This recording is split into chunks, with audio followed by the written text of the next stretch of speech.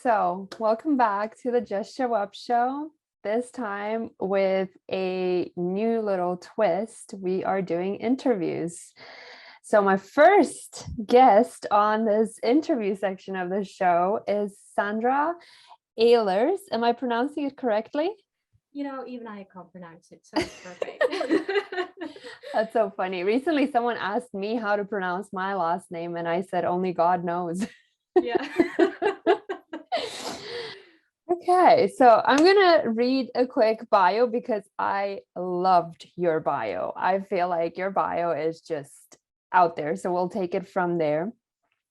Sandra is a neurodiverse and HSP multipotentialite. We'll get a little bit more into that in a bit, with a burning passion for self-integration, trauma healing, energy work, and finding self-alignment in all aspects of our being.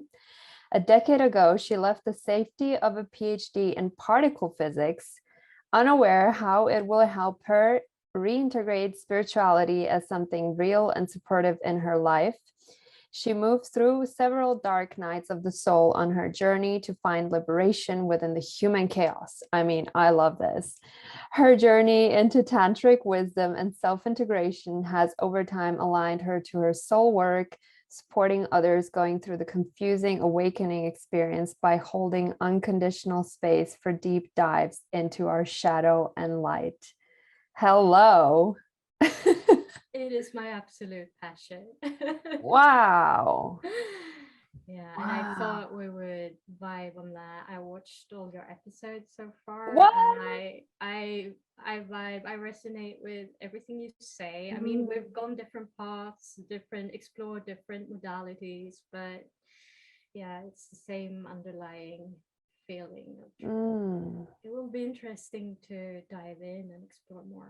Well, so you know me, and I don't know. I mean, I know you a little bit, from so the way that me and Sandra met, for those who are watching, we are both part of a community called the Puttyverse, which is a kind of platform. I mean, how long have you been in the Puttyverse?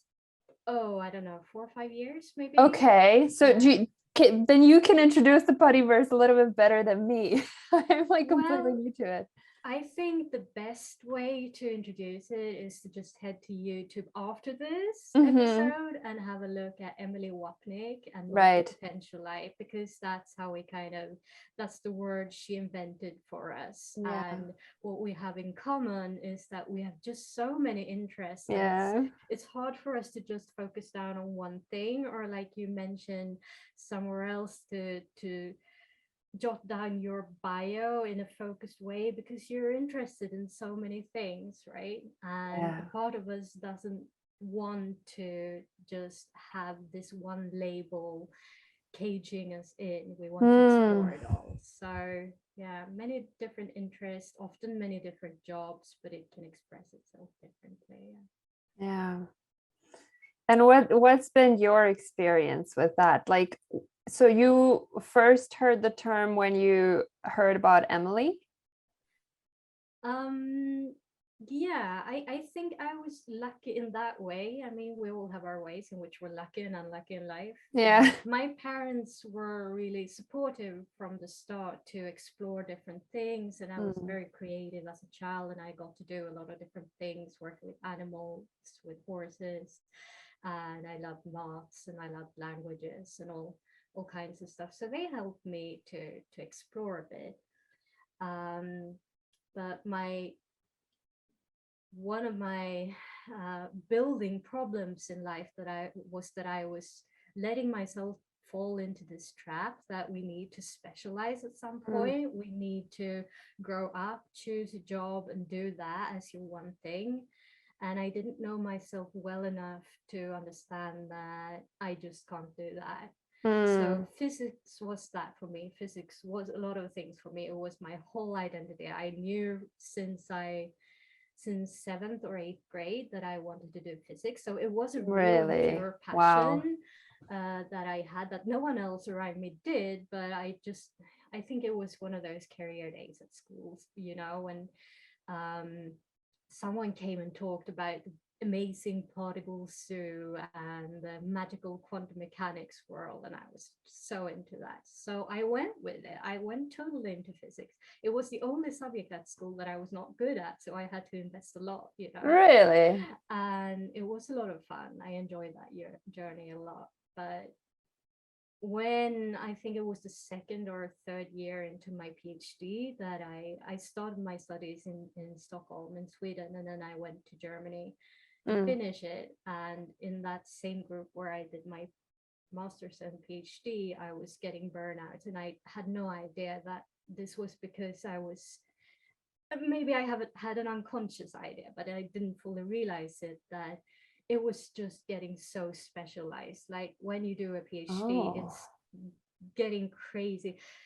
I'm sure that if you know about this, if you know about your nature, it is possible to do a multipotentialite friendly PhD, but I wasn't at that point.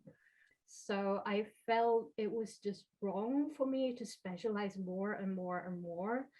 And there were other things building as well. So I just fell, and I had my first dark night of the soul. And because I had wrapped my whole identity around this, I had invested so much time and energy trying to make myself, I mean, I was good at math, but I wasn't great. So I really worked hard on it, you know. My entire identity fell. And so in the huge vacuum that appeared after that, there was a lot of different ways of healing that happened. But one was that I found Emily Wapnick and her video, and I Okay. signed up for the Puttyverse pretty early on, because I realized a community to heal with is probably a good thing. I'd been on my own for a lot of my life, you know, going it all alone, trying to figure it out all alone. And so that was a hugely healing experience for me. I'm not sure at this point if I found out about highly sensitive or multipotentialite first, but you know, every time you find out a label that describes your experience, it expands your horizon. It explains so much about your life and the ways that you were different and why you were. It wasn't that you were faulty, it was that you were simply working in a different way. And I've had many of those experiences, so I'm very grateful. I'm sure you can relate to that. Yeah, well, I'm very new to it in a way. I'm new to the whole multi-potentialite thing, and I'm also very new to the whole HSP thing. I just recently finished the book. Have you read the book? Oh yeah, I it must have been, I was still in Karlsruhe then, so it must have been like 9 years ago. That was one of the things that started my healing, I think.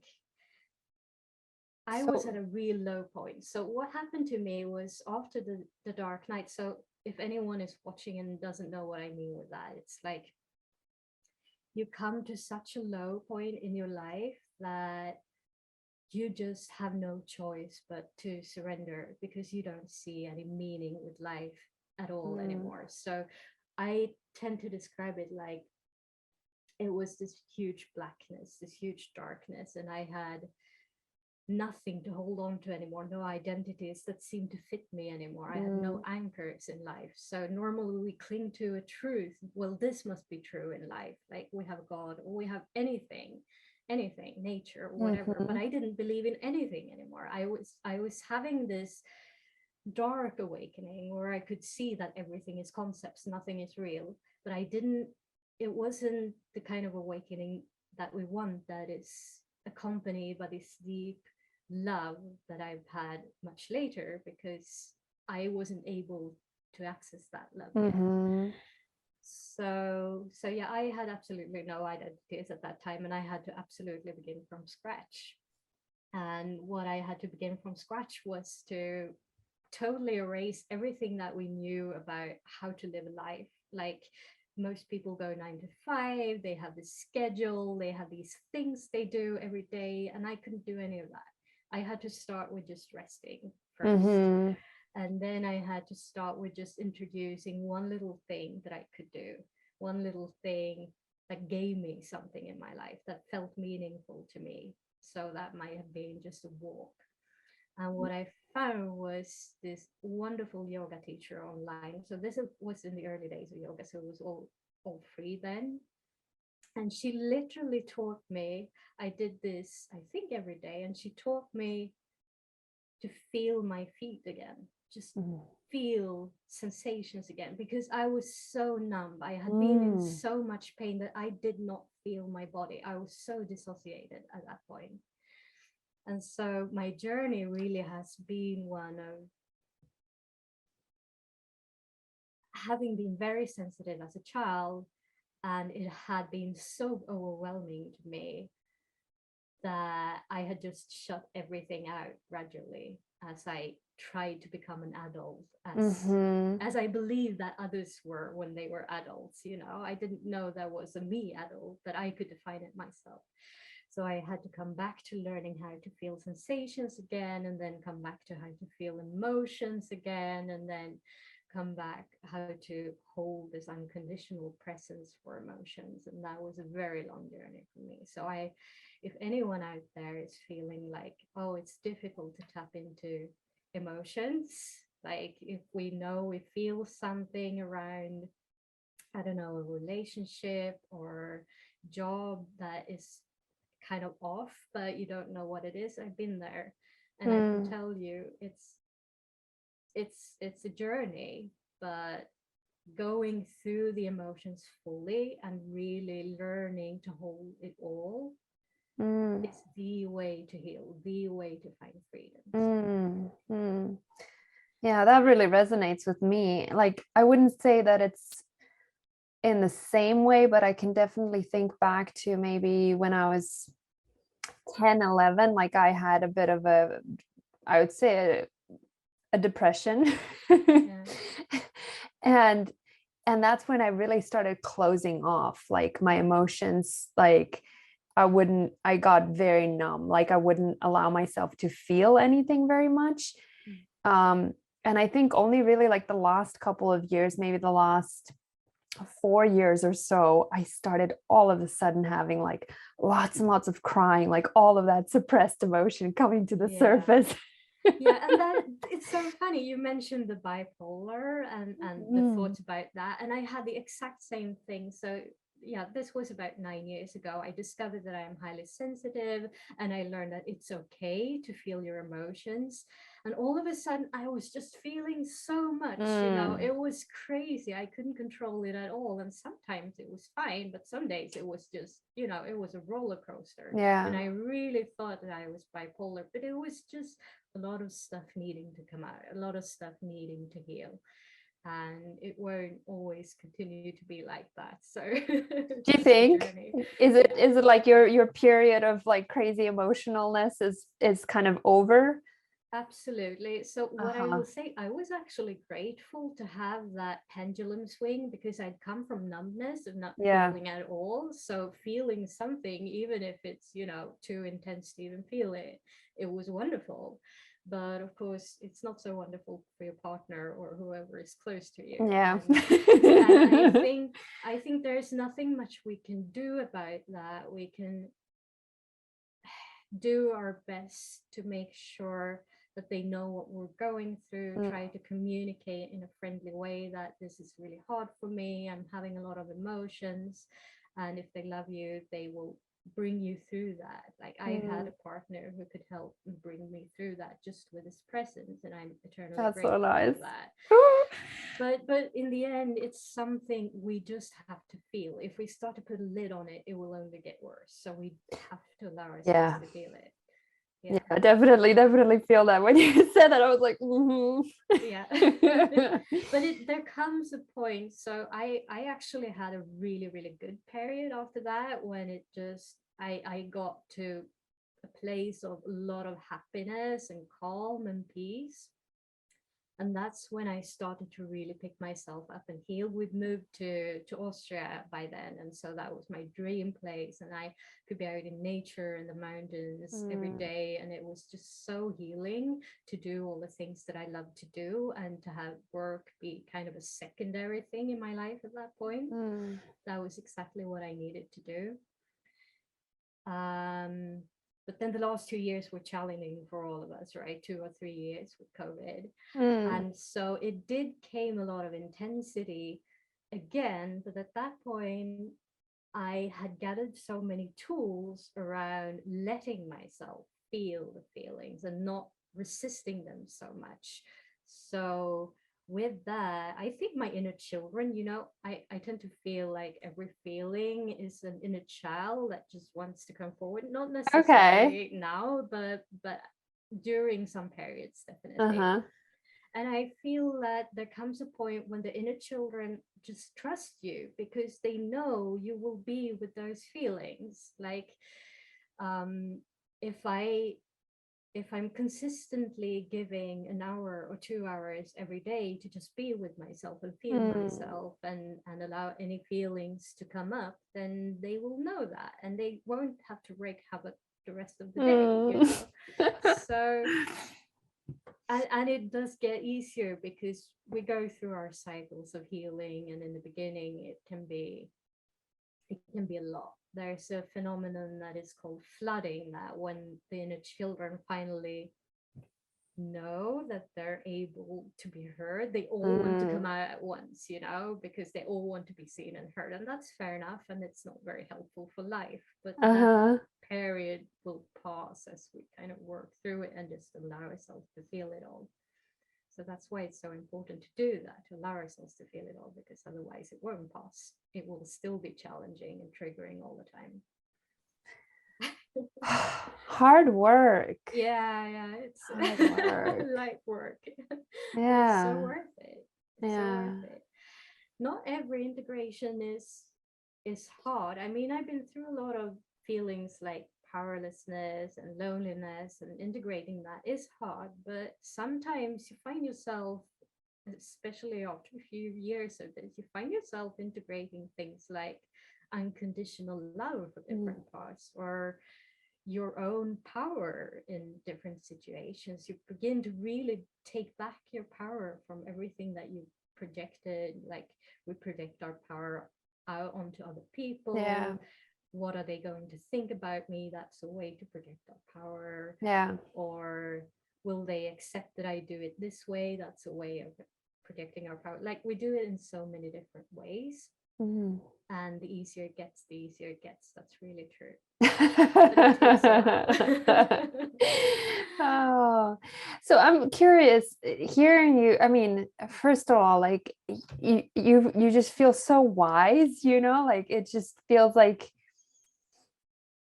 you've integrated to the point where you don't even need to, quote any methods or techniques or any of that stuff, like you're just flowing.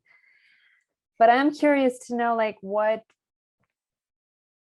were the tools in a way that were most useful for you in Yeah. your journey, or like how do you, for example, like when you're saying um you know what are your practices, what do you do when you're taking your power back? For example, do you journal? Do you just kind of keep it in your mind and you think about it, or how do you go about it? I think that's a great question, because we actually do need methods. Like, at this point, I have tried so many methods, so Hmm. I kind of intuitively know what I need, but there are some that I have seen worked with many people more than Mm-hmm. others, maybe. And for me, well, I started with Reiki. That's how I kind of Mm-hmm. found spirituality accidentally, because I wasn't interested in energy healing or spirituality at that point. We were out in the mountains. We'd just moved there, and I needed to relax my body so I could be out in the mountains the next day. And so I found this deep relaxation technique with Yoga Nidra. And I Mm-hmm. did that for an hour every night. And so I just relaxed all.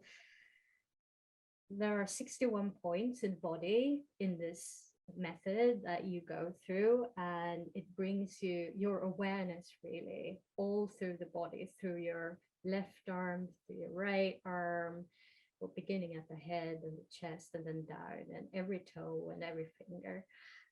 So it really creates this big awareness, and it helps you build focus over time. And I just noticed after a while, after about a year of this, that I can actually move my energy. Like I can, if I Mm. have a block, like if I have a sprain in my ankle, I can begin to move that energy with my Mm. mind, with my focus. And that was amazing to me. So I found Reiki actually through the Puttiverse when I was Oh yeah. when I was writing about this, and I was so amazed. And someone recommended me to have a look at that, and then I became a Reiki master. So that's something that helps me bring up my energy again. Mm. I have many tools for that, but I think it's a really helpful one. But the deepest working one, the one that I really go into my shadows with, and that really helps me be systematic about it and not run away, Mm. is called the completion process. So I found this 3 years ago, and I'm licensed in it now. So basically, it's an 18-step process where you begin with what they call emotional vipassana. So you just sit with yourself and you're present in your body, Yeah. similar to the emotional code, but I've done code. Vipassana. Yeah, Yeah.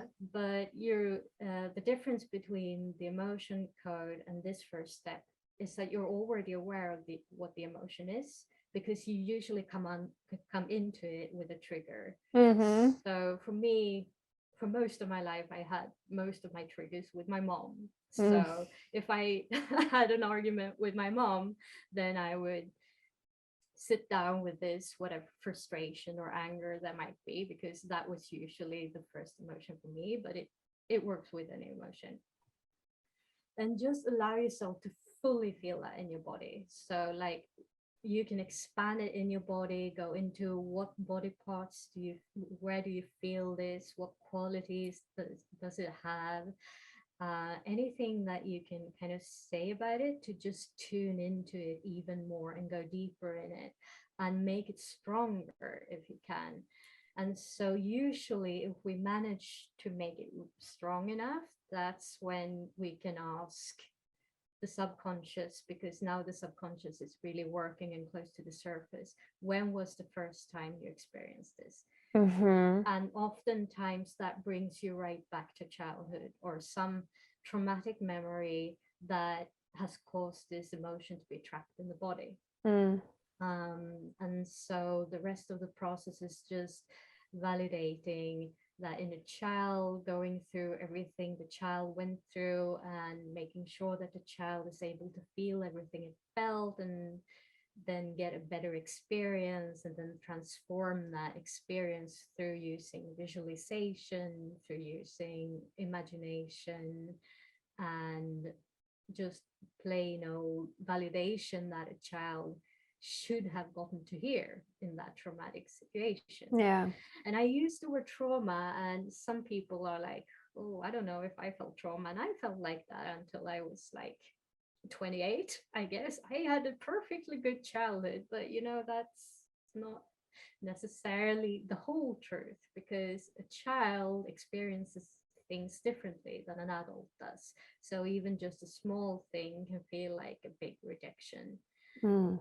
And well, I had actually a very difficult childhood. I just been in so much denial about it that I didn't even remember that.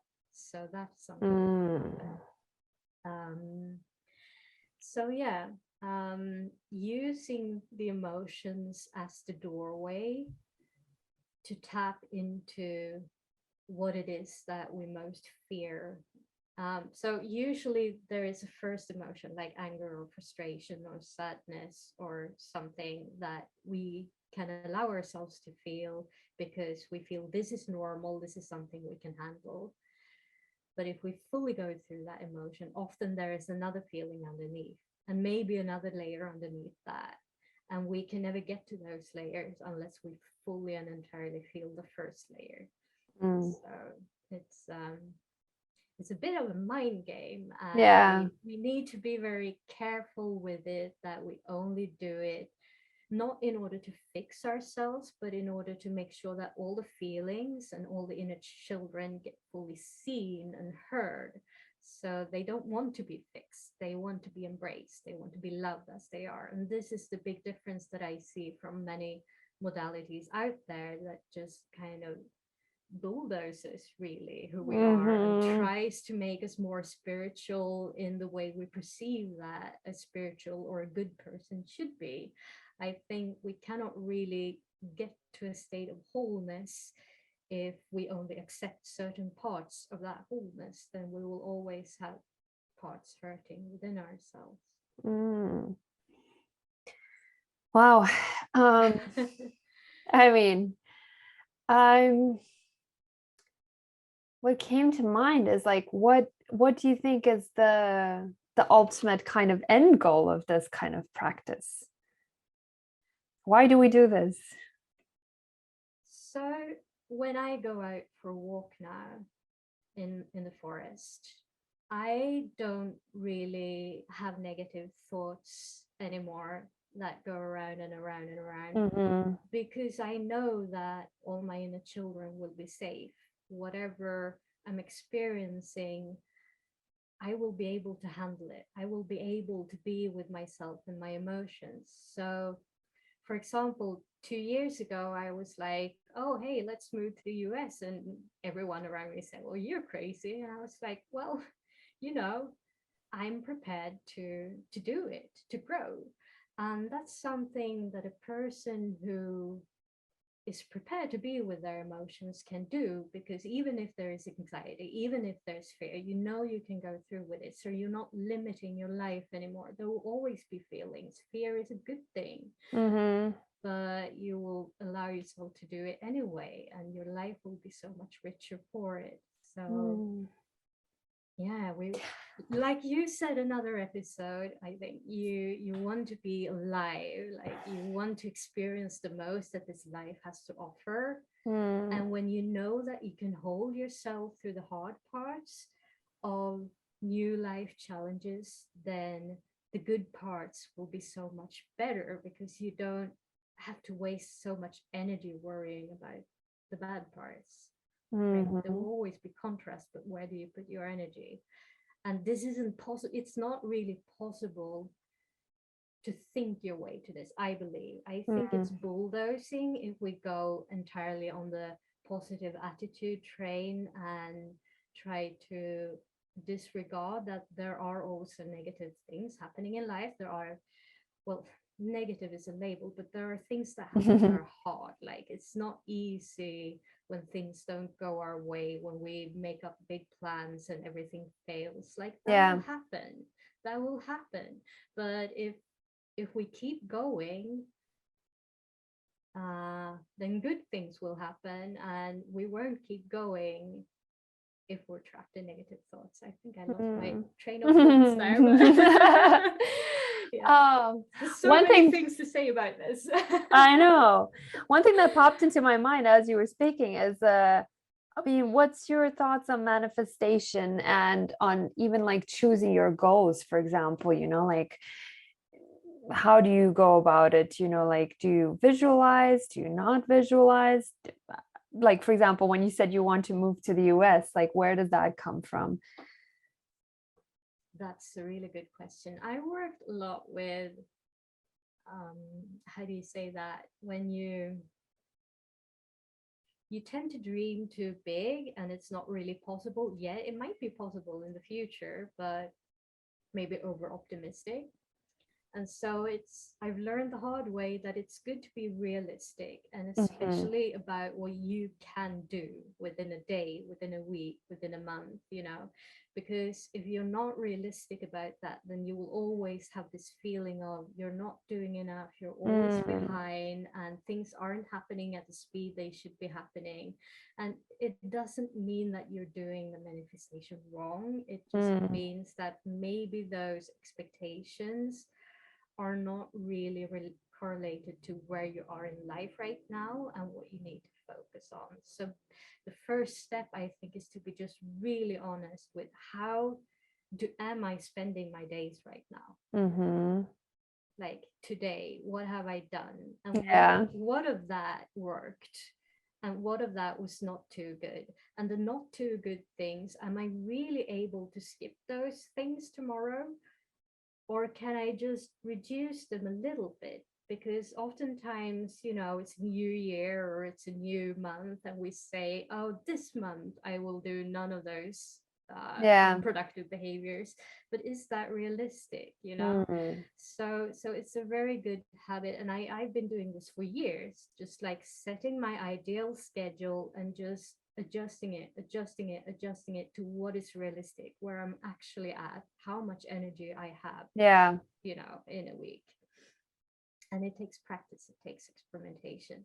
And then the next step of manifestation is really to believe in it. I love when you said another time that everything is belief, healing is belief. Absolutely, Mm. everything is belief. And manifestation is belief. And if we tell ourselves, now I'm going to manifest this, then maybe it will work if your entire being is aligned with that. And if it's not, then you will first need to go through those parts of you that are not so aligned with that, Mm. and look at those parts. And usually those are inner children too. So if I'm feeling, a part of me is feeling that I'm not able to manifest, or I do not deserve, let's say it's money, or I do not Mm. deserve to be out traveling all the time, well, that's something we have to look at first. Yeah. And then we have to be in the feeling. So yesterday was a perfect example. I was out in the forest and I was so happy. I was just really joyful from the inside out.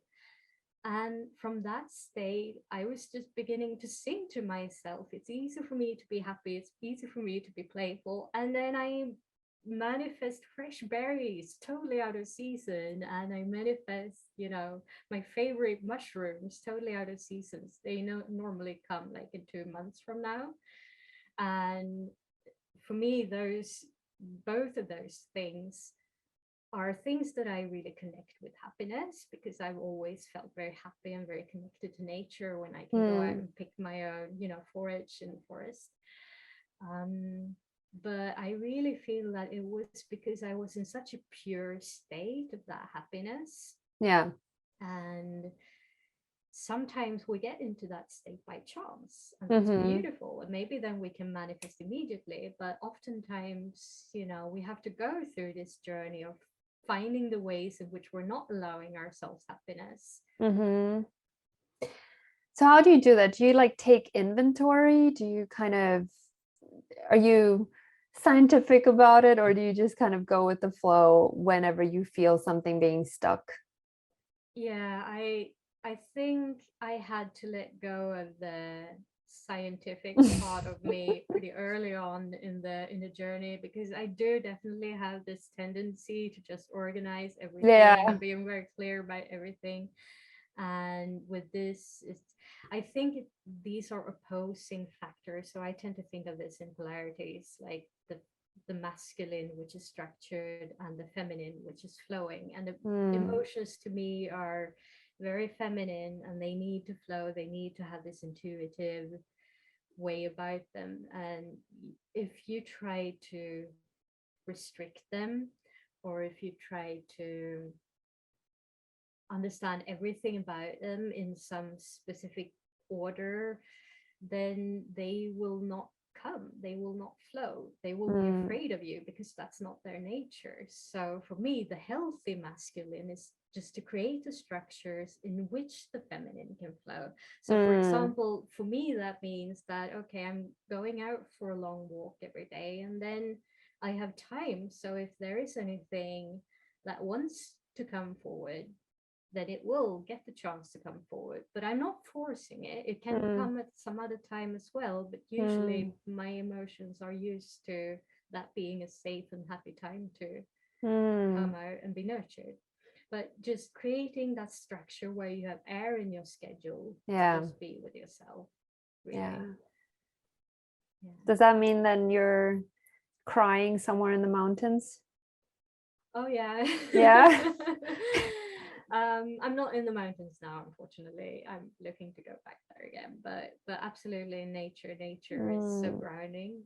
I Mm. feel. I mean, it doesn't have to be nature, but even just having some flowers on the table, or just a tree outside in the garden, can be so grounding, I feel, and helpful. But it doesn't have to Mm. be that either. the important thing is that the inner child feels safe, right? Otherwise it won't really come out usually, or it will come out but in a triggered way, in a way that we can't really work with it. Yeah. So interesting. I mean, I've looked at the inner child thing, but I always thought of it as one child. I never thought of it as like multiple children.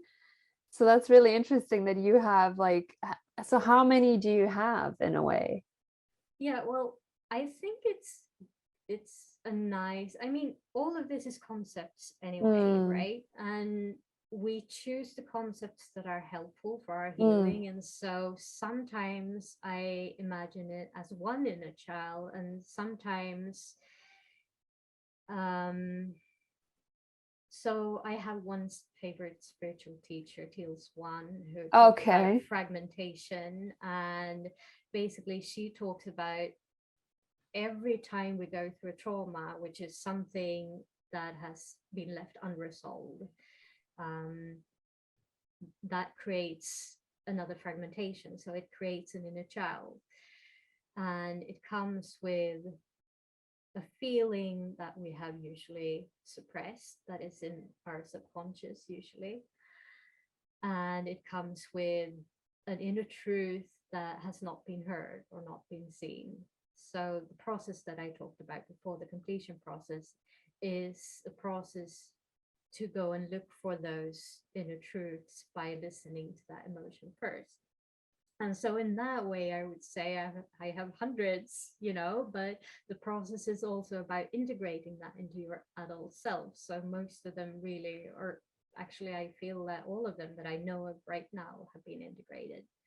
So not all of them are totally calm, but they know that they are safe within me as an adult, that I will take care of them. So even if there was one situation, like you were at school or at home and something happened, there can even be different fragments of you within that situation, because when we go through something overwhelming, when we're traumatized, what happens is that a part of our consciousness thinks this is so painful that we have to dissociate. This is trauma. When we dissociate from our body, from our experience, we can't handle it all at once. And so parts of our consciousness kind of project itself into a piece of furniture, or into a person, or into anything that's around us that we happen to be focusing on. And so in my processes, sometimes I can see for myself or others, I hold this for others too. I ask them to see if there's any other fragment in the scene, and there can be, a necklace or something in the mother's heart or whatever, and bringing that back into and reintegrating it into the first child that was in that scene, so that that child is whole and complete and doesn't have projections. And I believe that this is a function of how our mind works. Like, about PTSD, that we can, if we feel a smell or hear a sound that reminds us of the initial scene, it's the same thing, because different parts of memory are stored in different areas of the brain. And normally when we are not dissociating, when we're fully with that experience, we have an integrated memory. So all of these things belong together, and we can bring it out as the full scene, kind of. But if we're if we dissociated too much, then we only have that smell, and it's completely disconnected to this other scene that was going on. And it's not until we, through our emotions, allow ourselves to go back to that scene, that we can reintegrate that smell and heal that sensation association, right? So it's actually a method. They want to do clinical trials. I think they have started on it, but it's ongoing. On PTSD recovery, because this is one of the few methods that actually work for that, because PTSD is so complex. And we need something to take us really deep into the subconscious so that we can begin to bring all of these different parts together without being fragmented. So when you were saying that, like, does that mean that people are kind of keeping their eyes closed? Are they imagining this inner child? Are they kind of, or is that somehow physically happening in space, like the scene and the integration? How does it actually work? It depends on the person. So some of us are very visual, and usually we have our eyes closed, but it doesn't have to be. But it's, most of us don't get as distracted when we have our eyes closed. So some people are very visual, and they just see everything playing out as if it was, they don't actually have to recreate anything because it is served up from the subconscious. We don't really want to try to put pieces together with our mind. What we want to do is to allow anything to bubble up, and then have the understanding that whatever is bubbling up, even if it's something that seems out of proportion or seems like, oh, this can't really be true to our adult minds, we have to trust that it's there for a reason, and we're here to validate the reason for that. So whatever it is that is served up, even if it's imagination, we have to be with that and fully feel through it, and validate it. And it's a very interesting process. And what really fascinates me so much is that when you really get into a child like this, and I only mentioned visual, but oftentimes there's just a feeling. And so you talk with the inner child as that feeling, kind of. So you don't have any visual form, you don't really have much of anything, you just have that feeling. But anyhow, when you talk to that child, it's almost like it's really an actual child you're talking to. Like, I have a client and I'm talking to that child. It's a child's voice, it's a child's way of reasoning, of speaking. And once they feel safe enough, it's amazing how well they know their needs. So this is something that we as adults often struggle with. We don't know what our needs are because we've been told those all our lives. But if we go into the depth of our emotions, everything is there. The children know exactly what they want and need. And they have imagination. So if they want to change a situation, now that they have been heard and seen, they know what to do. We don't even really have to suggest anything most of the time. They just know, so that's amazing.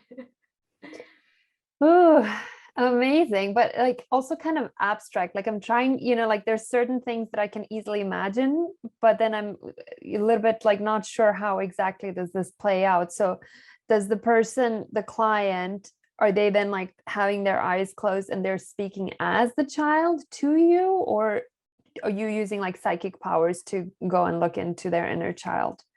No psychic powers needed. Okay. So it's really simple. We don't have to know or really do anything. The only thing is we begin with just being present in our bodies and just feeling that emotion, right? And if that emotion changes, see where is it going? Is there another emotion?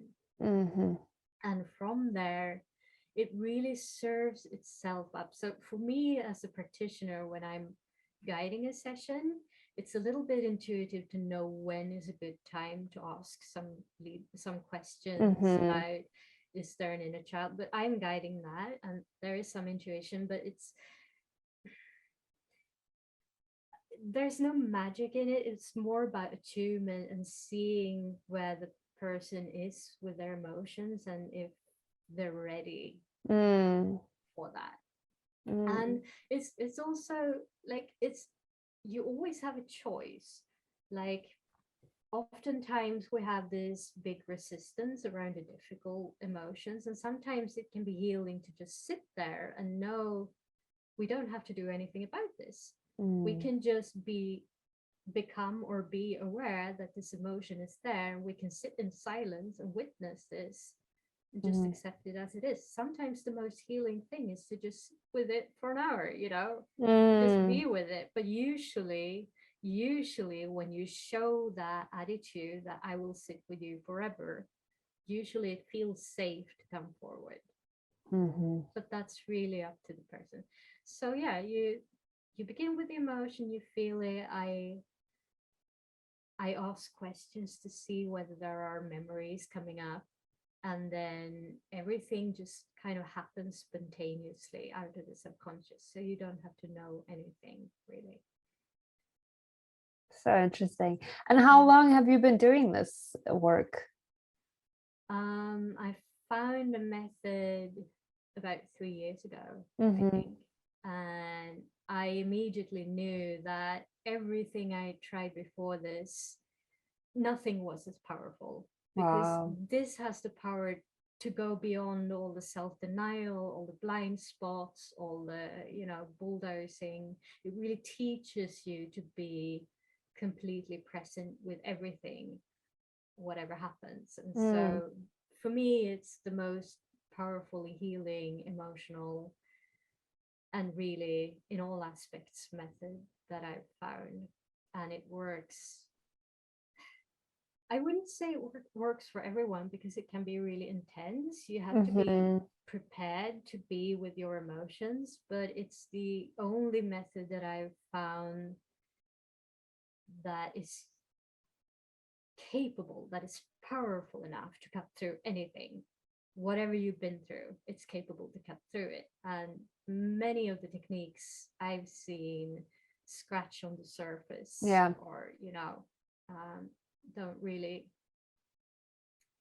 maybe everything is helpful in its own way, and it can prepare you, it can create safety and trust within you that you're actually taking care of yourself, so everything counts.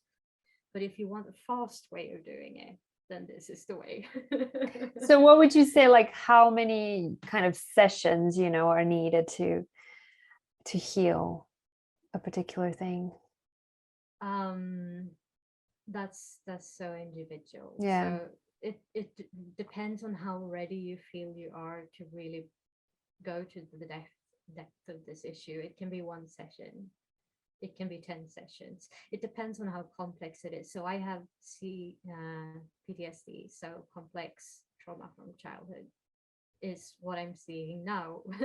I'm 36 now, and I couldn't even really see that before I was maybe 30, 32. Wow. But when you have complex trauma, there are so many little pieces that you have to pull in order to be ready to undo the knots, and it, in the beginning, it just feels very random, because you feel you pull everywhere and everywhere and everywhere, and you just keep doing it. And this doesn't have to be the case if you have a more specific trauma, like there was just this specific issue that you had that you feel like you've always had with you. And if that was not connected to anything else, then it can definitely be over in a session if you're ready to sit for it. But yeah, it depends. I think I've done hundreds of sessions on myself, and almost all of them have felt extremely liberating. Like, Wow.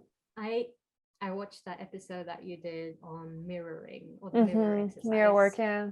Right. And that is a great exercise. And that feeling that you have, that you're glowing, like you feel lighter after you've done it, that's a typical feeling after completion process, because something that has been bugging you all life is suddenly just gone. So yeah, it's an amazing practice, I feel. Oh, okay. Oh, I think, we're the last question, because we can talk forever. I feel like there's like 5 hours of subjects and sub-subjects that we can go into, but 50. what I've been most curious about the whole time is like, where is God in all this? How, what's your spiritual thing? Yes. I believe that we come as integrated, as children, And then we lose touch with the limitlessness that we are because of all the conditioning that we go through. And so the more my experience is, the more we learn to love and embrace all of our emotions and all of our thoughts, learning that we're not our thoughts and everything that we experience is okay, the more we begin to cherish our day-to-day experience. And this is, there are two aspects of it. It's the freedom, the liberation that you feel when all the limitations of everything you avoided previously in life, Yeah. it just falls away, so you feel extremely liberated. And it's also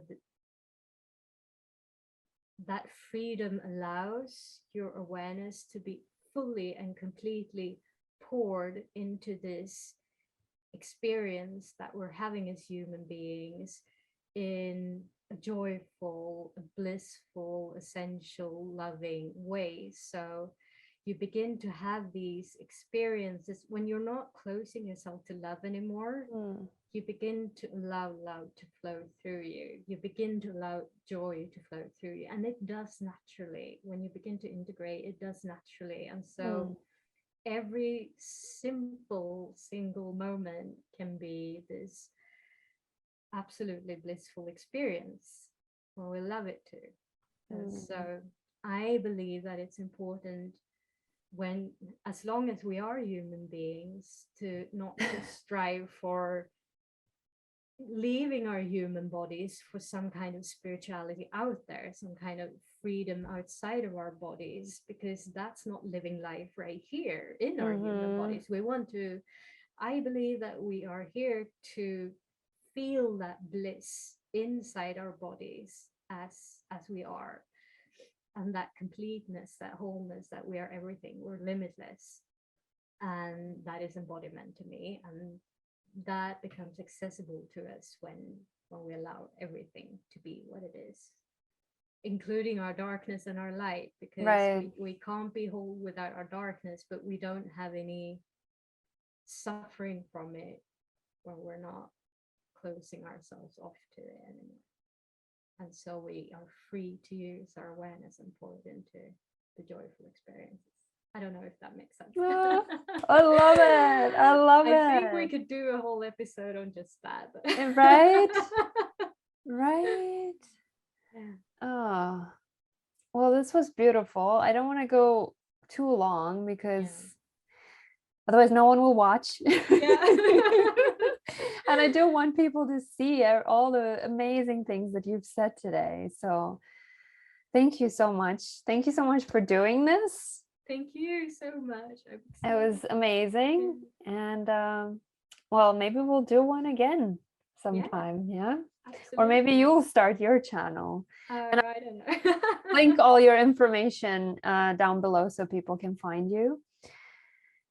Is there anything that you want to add before we finish? I just want to say thank you for having this beautiful channel. I just love the idea from the get-go, like just show up. I think that's really what we all need to do for ourselves.